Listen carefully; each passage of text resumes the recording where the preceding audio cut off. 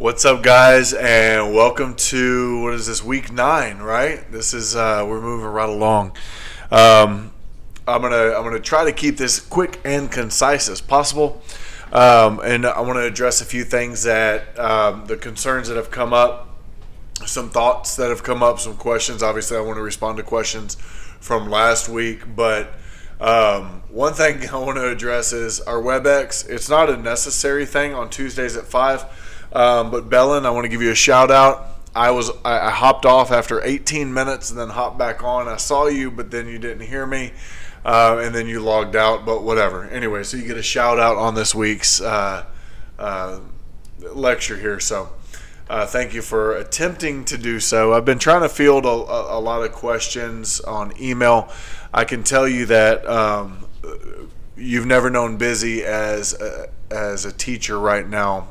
Trying to figure out how to do hybrid learning and balancing, especially at the end of a grading period like last week. I've never spent so much time in my life doing this, but hopefully everything is going good in y'all's world. I know we do have a number of paras that are probably feeling the crunch as well.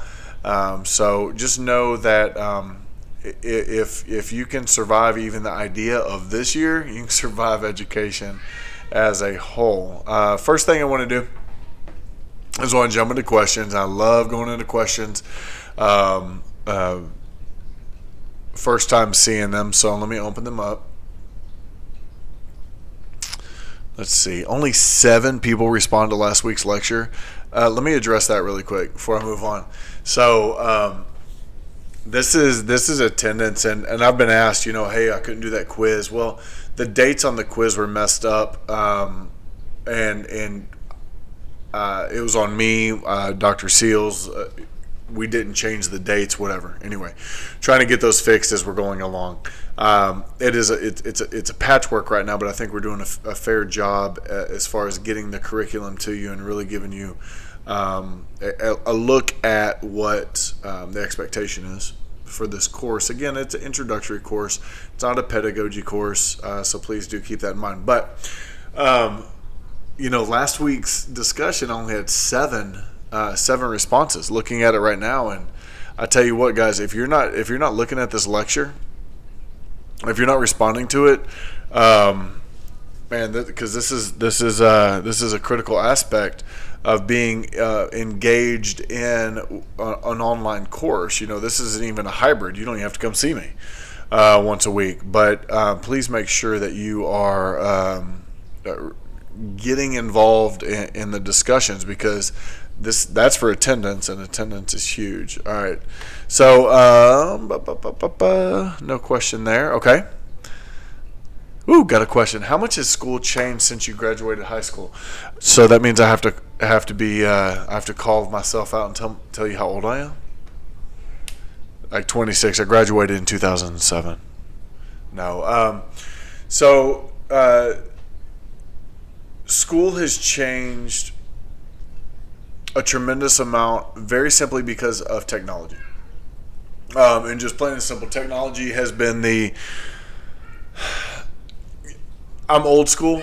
I'm going to say the downfall. And I've always said this, and obviously this is my own opinion. I would tell you this face to face. I'm going to tell you now that I firmly believe that technology will be the downfall of society, because the reliance of it is too much. And I'm right here with you. No, reliance. Those are my kids. See them? Let me shake it again. How do you get them up? There we go. There's motion at my front door and my kids, right?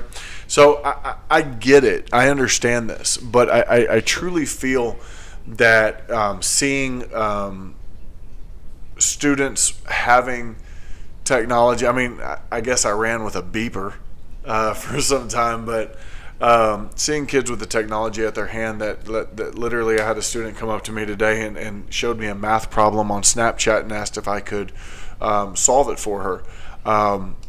Well, it was because a student was in a math class at the same time on campus needing an answer for that response.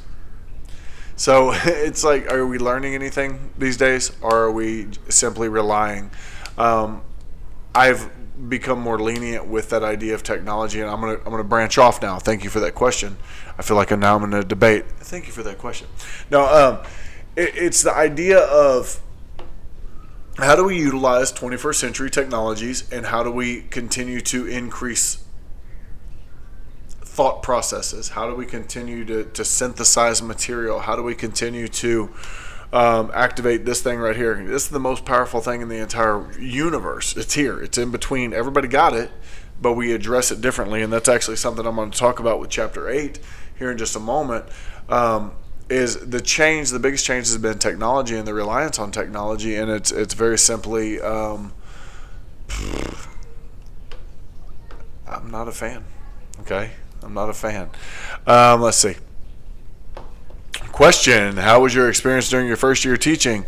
It was horrible. No, it wasn't good. I started at Hempstead Middle School. I was hired because the principal was my 7th grade math teacher in Sealy. And she goes, I think it'd be great for the job. I go in, I have no idea what a scope and sequence is. I have no idea what curriculum really is. I know the word, but I don't really know what it is. And I was the only one teaching 8th grade U.S. history.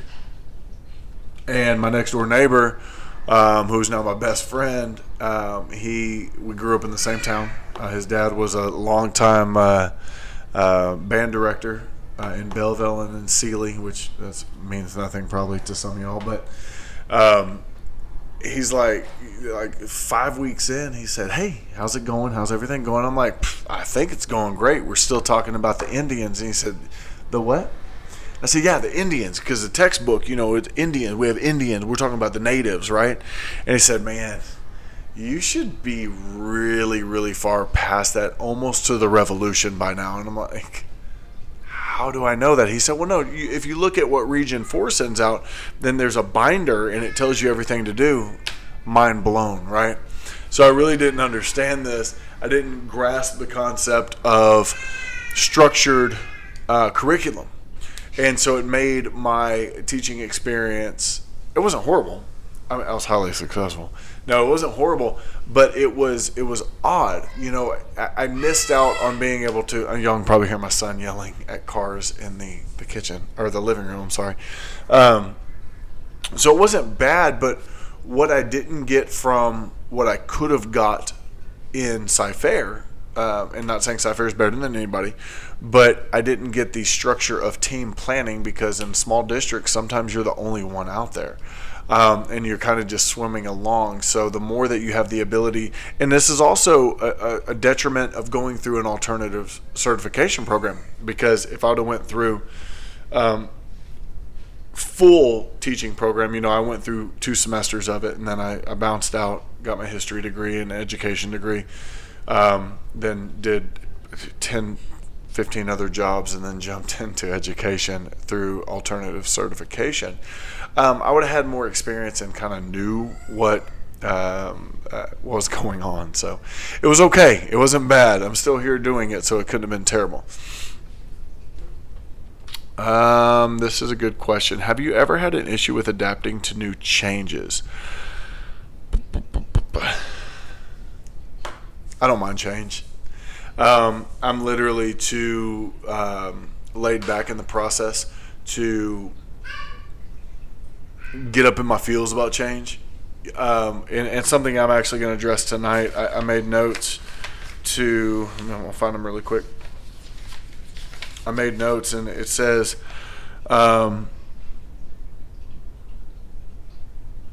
thoughtful teachers who are not necessarily swayed by gimmicks and fads. You're going to be surprised how many gimmicks and fads in instruction you actually face year to year to year, because you get something new every year. You get something new every grading period. And the whole idea of change is, honestly, and this is straight experience. I'm not saying anything to anybody other than this is Garrett Hartman's experience. I take everything with a grain of salt, and no matter what, I do exactly what my students need me to do.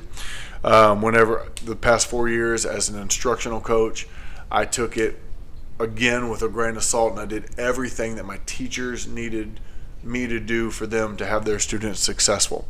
And if you keep that your eye on the prize. Change is going to be, it's constant. It's constant. And if you can weather the storm, if you will, then you're going to be crazy successful.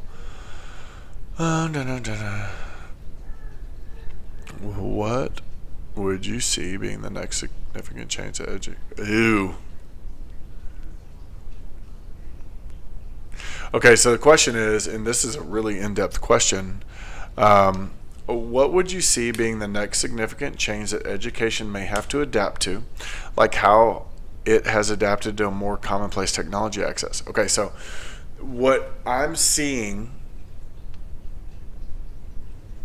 people in charge thinking will work is remote learning for primary and secondary education. That's people who are not in education, have never been in education, and are making very powerful decisions on local, state, and federal levels. So the one change that I think I would see, I just, again, personal opinion, I'm thinking is that we're going to really go to a hybrid system with primary and secondary education. And I can tell you it will be a massive failure. Again, my thoughts, my opinions, I could go into it a little bit more, but I love my jobs, and I'll just say shh. But I think that's what the attempt will be. But we're seeing across the district right now, at-home learners are honestly failing at a very rapid rate after the first grading period. But this is going to be the attempt at a push for that. I hope I answered that without stepping on too many toes. All right. What made you go back to the classroom? All right, I love this. All right. Why did you choose to teach history? Do you think TikTok will be the next site to help with networking? All right. Okay, here we go. I'm going to answer this piece by piece, Bellin. So, what made me go back to the classroom? Honestly, what made me go back to the classroom is what I am getting to do with Lone Star. I'm getting, and I'm blessed for this. This is absolutely amazing. I'm getting to get more involved in education and the education field with Lone Star University Park, with myself, Dr. Seals, and our department with Mike Donnelly. I'm blessed beyond thought to be able to teach teachers on this level. What was happening was every semester I would have to adjust schedule because my commitment as an instructional coach would keep me in meetings until 5:30 on some evenings. That would then take away from my ability to be on campus for my students. So I had to do a really fine balance. Also, I'm a real estate agent, and I wanted really to I want to continue to build the Hartman Living brand. By the way, no, I can't do that. Never mind. And then, so I really wanted my day to be, from 6:30 to 3:15, and I didn't want any of the outside pressures because I love my passion is education. And so the way that I look at real estate is through an education lens. Obviously, the way my college classes, education lens, duh. And then I also own a small business, Rifle Powder Seasonings and Rubs. So I have a lot going on. And so I thought it best with a 10-year-old, a 18-month-old, almost 19-month-old, and a baby coming in December, that it's probably time that I really scaled down the big picture of my day to be able to focus on all the other aspects. So that's why. Did I answer that? I hope I answered that. Why did I choose to teach history? I love it. I absolutely love it. I mean, I've taught science. I'm highly qualified in science. I love the aspect of history because if you think about it, and I won't go too far into this, but if you think about it, all we do is live in history because you can't live in the present mind blown, poof, right? Because by the time that an action happens, your brain cannot process it until nanoseconds later. So you constantly live in history. And I love to get a passionate, motivated look at, man, hell, look at these stories. These stories are freaking amazing. And connecting technology to the times and being able to figure out how the hell did people do this stuff. I just love it. I love every aspect of it. But science is also my jam because that's like playing in a toy box all day. So do you think TikTok will be the next site to help with networking?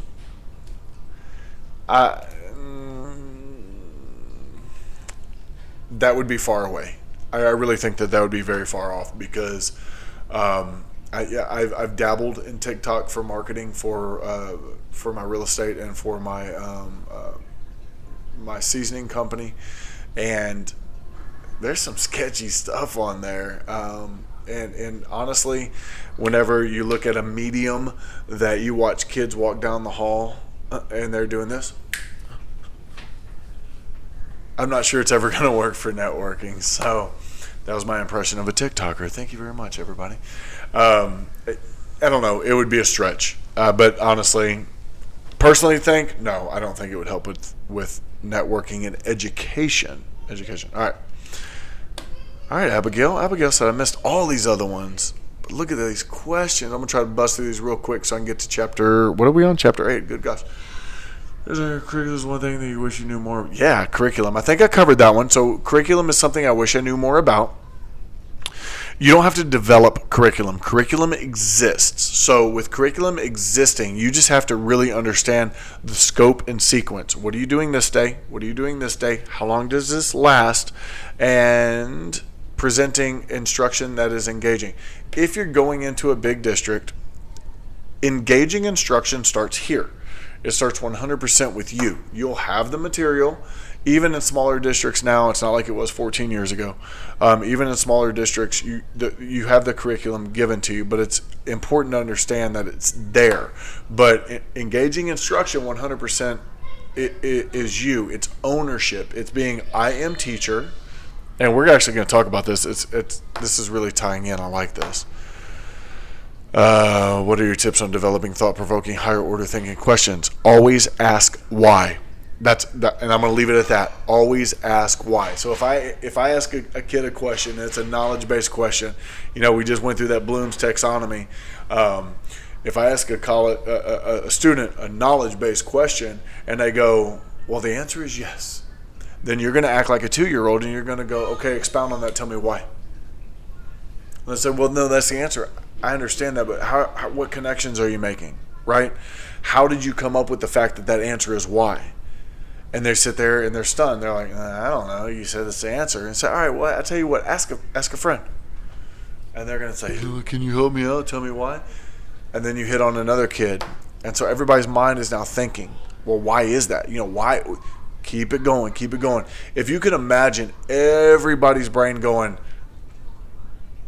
"I'm a little thinker," going like that, then the higher order thinking questions: who, what, where, when, why? Why? That's the best thing I can. Can you give some of your favorite examples based on lessons you taught?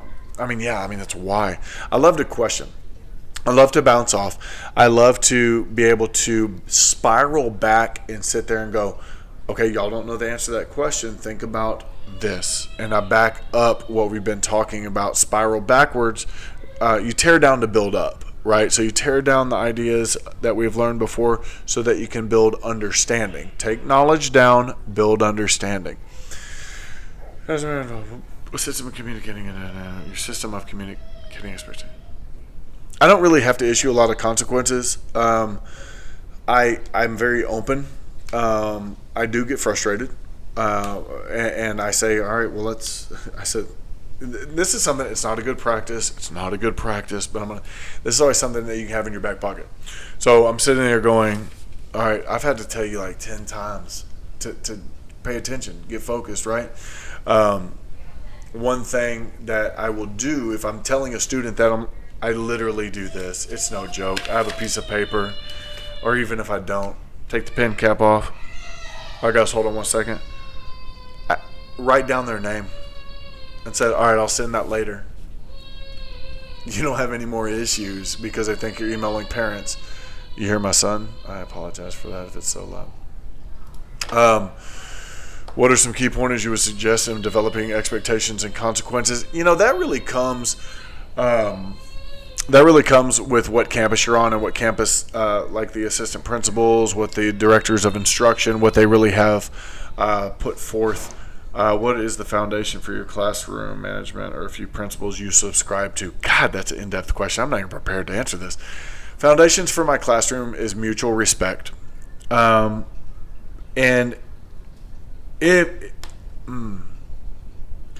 sarcasm will always be used in especially middle school, but it's understanding how to use it properly and how to literally build that mutual respect. That is the foundation of classroom management, mutual respect. I'm going to leave it at that. I could go in more. We may talk about it more later on, but that is truly it. It's mutual respect. They're human beings. You're human beings. You don't necessarily know their background.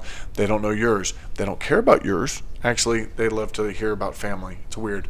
Kids love it. But you don't know their history. You don't know necessarily their background. You don't know what they go home to every day. And so it is kind of neat to go blind to that and say, you know what, I'm going to respect you no matter what. We may butt heads, but I'm going to come back to you and I'm going to tell you, hey man, I'm here for you and I want you to be successful regardless. So let's squash whatever we had before and let's rebuild, because I respect you, you respect me.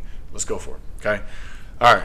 Question. That was good. God, 20-minute questions, but remember, I want to always keep you under 30 minutes. Holler. All right. This week, philosophical foundations. There's a lot of words in here. These are like $4 words right here. That's what they say on Zootopia, right? I've seen that movie 1.7 billion times. But what we're looking at is philosophy of education. And I am not going to give you my philosophy of education because I don't want you to develop something off of me whenever you can develop something off of your own thoughts and feelings. But I'm going to help guide you because your lesson this week is to really look at what is your philosophy. And when people say, what is your philosophy of education? I've been in a ton of interviews and I've never one time been asked, well, please tell us your philosophy of education. You know why? Because all interview questions are canned questions written on a sheet of paper that they go around the table and say, okay, well, it's my turn. If you had a student who... So the chances of you being asked this are highly unlikely. But you being able to know here what your philosophy on education is, it really brings home why you're doing what you're doing in your attempt to be a teacher, an educator. So looking at this, I broke down chapter 8 very simply. You look at philosophies of education, you have teacher-centered and you have student-centered. And here's what I want you to take away from the teacher-centered. Teacher-centered is I believe. Okay, now this is extreme common sense, right? But the idea of a philosophy, as somebody who is not in education yet, who is somebody who has not really heard, I believe that all students can learn. Well, of course, everybody can, right? We all have that brain, right? It's the most powerful thing in the universe. And if you have that mentality, regardless of what shortcomings a student has, you will always believe that no matter what, you can get them to the next level. That next level may be this big of a step. That next level may be this big of a step. But what you can do is you can always get them there because you understand how this process works. If you don't understand how learning works, it's going to be a difficult process and you're going to get really frustrated. And I'll go with the burnout rate again. I can tell you exactly about burnout rate. We've talked about it in weeks past, but that is something that could happen. Okay? Student-centered is they will. If teacher is I believe, and you go into every day saying I believe, today's going to be a badass day. I believe that my second period is going to kill it on this test. I believe that I'll say little Johnny, because little Johnny's always the example, that he's going to have an incredible day today and he's not going to get in trouble. If I go with that, that means that those students will. They will. Right? So in my philosophy and my idea of, how do I look at education? I look at it in a very simple fact. I believe they will.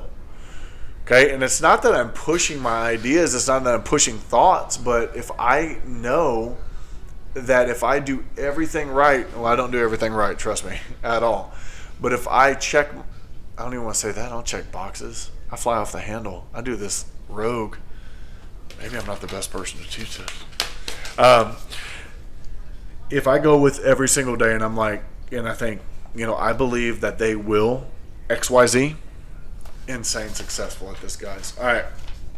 So if we're looking at the teacher-centered philosophies, you have essentialism and you have perennialism. And some things that I really took away from this that I want y'all to think about is that a moral role model that leads discussion. Okay? We're going to get to this at the end. Hi, Jackie. Hi, buddy. Okay, bye, buddy.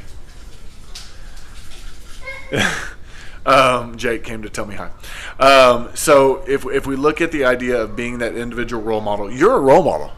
I don't care if you like it or not, you're a role model.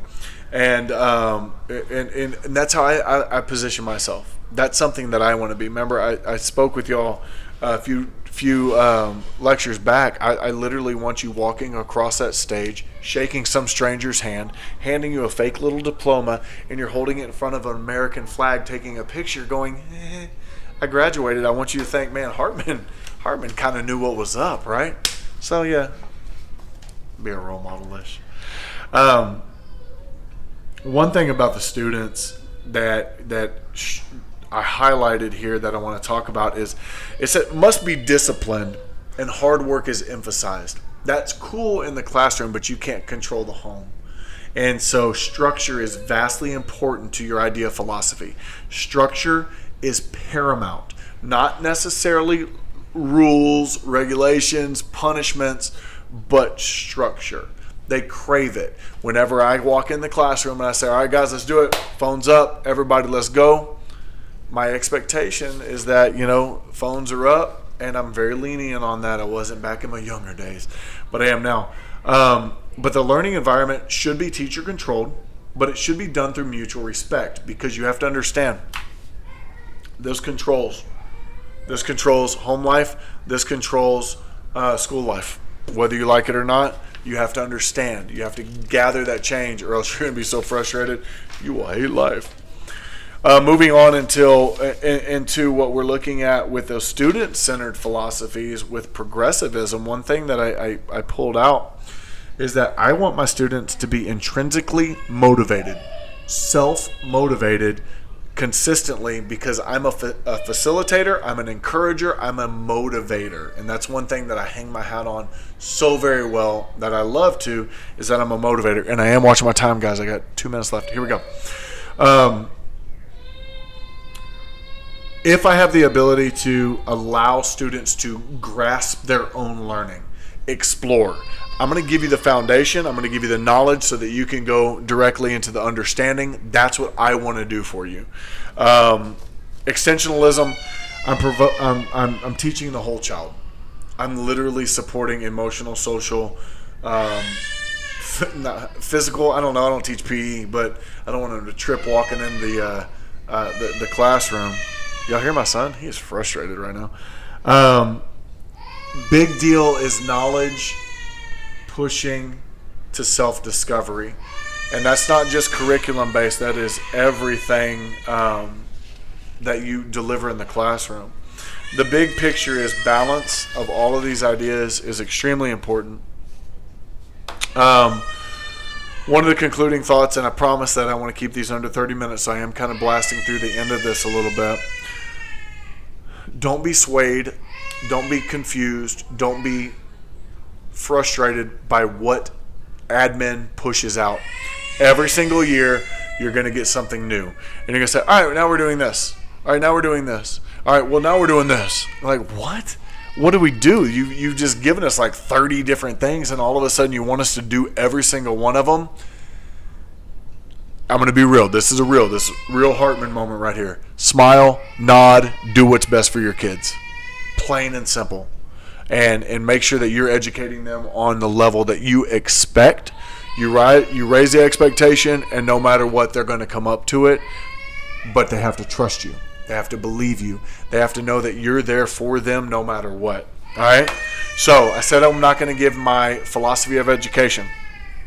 I'm going to give you bullet points of what it would be. Okay? Motivate, encourage. Everyone can learn. Everybody has this, right? And different styles of learning must be fostered because not everybody grew up the same way, training their brain to do the same thing. With that in mind, I wish we could do this face to face. I swear to God, I wish we could. This would be so much fun. But develop a philosophy. Go through all the checklists, guys. If you're doing that every single week, easy A. We'll be done with this course. Just make sure that you are focused on checking the boxes every single week, and I appreciate it. I hope to get some good quality feedback from y'all. I love y'all's questions. This is my most favorite part. Hopefully you're getting a lot out of this, and yeah, that's it. So until next time, guys, email me with questions. We'll talk soon.